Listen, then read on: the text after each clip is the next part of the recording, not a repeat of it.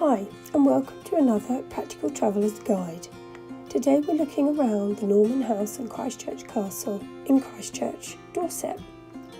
The Norman House and Castle are both located on Castle Street in Christchurch, near the main high street, and are both clearly signposted. They're open to the public 365 days a year and there is no charge for entry, so they make a great free day out. The castle was begun by Richard de Redvers, a Norman baron who accompanied William the Conqueror to England in about 1100. He probably built the great earthen mound, or motte, the earliest feature of the castle, and this would have probably initially been topped with a timber tower. The castle was home to the de Redvers family for the next 150 years. Richard, 2nd Earl of Devon, rebuilt the castle in stone in the mid-12th century. From ground level, there are two sets of steps that you can climb to reach the remains. The views over Christchurch Priory at the top are worth the effort. At the top, you'll find information detailing the castle's history. Take care when descending, especially in wet weather, as the small steps can be slippery.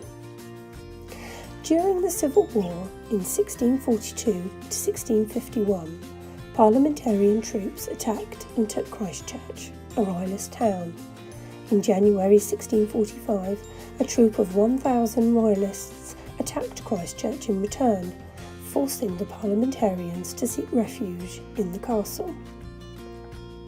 The castle proved too strong to capture, and the parliamentarians retained both the castle and town throughout the rest of the war.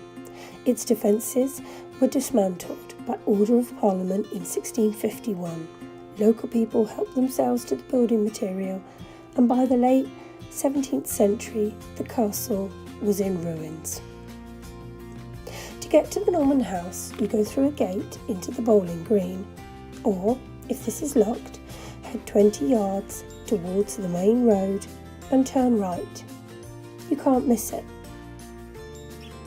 The Great Chamber Block, later known as the Norman House, was also built at the same time as the castle, providing luxury accommodation for the Earl and his family. The area between the two, now a bowling green, was once the defended courtyard or bailey of the castle and would have been filled with buildings. This Norman house is one of the last few remaining examples of domestic Norman architecture in England. Built in about 1160, these rooms would have provided an elegant, comfortable living quarter. The tall, circular Norman chimney is a particularly rare survival. The house would have originally been spread over at least 2 floors, with the entrance being on the first floor.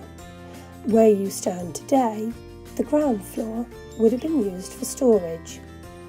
On the first floor, there would have been a tall hall with a double-height ceiling and a large fireplace. The elaborately decorated window at the north end of the hall marked the dais end where the high table stood. The private solar chamber had an adjoining latrine emptying into the mill stream.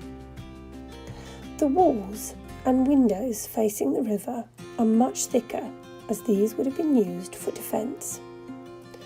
The castle and house are now looked after and maintained by English Heritage. If you find yourself in Dorset, then Christchurch is definitely a place to visit. There is so much to see and do in this pretty historic place.